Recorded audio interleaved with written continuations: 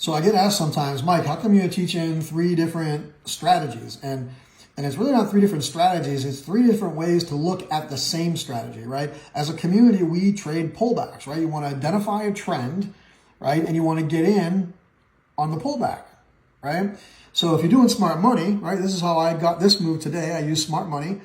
I identified the break of structure, identified the banker candle. It came back, hit to my limit order, and took off, right? But we also teach a strategy called the 62. This black line right here is the 62 EMA, right? Guess what? Price pulls back, pins that EMA, and then we have an entry model for that. Boom, right? And then we have the impulse tool, which is the easiest ones for people because it's very objective, right?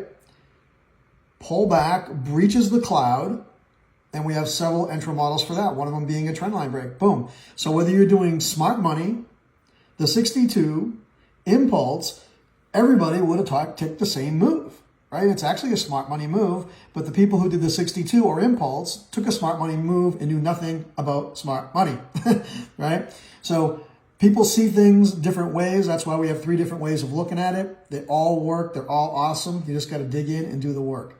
So if you want the details, message me ASAP and I'll get you the details and we'll get you rocking and rolling. 7-day money back guarantee to try it out.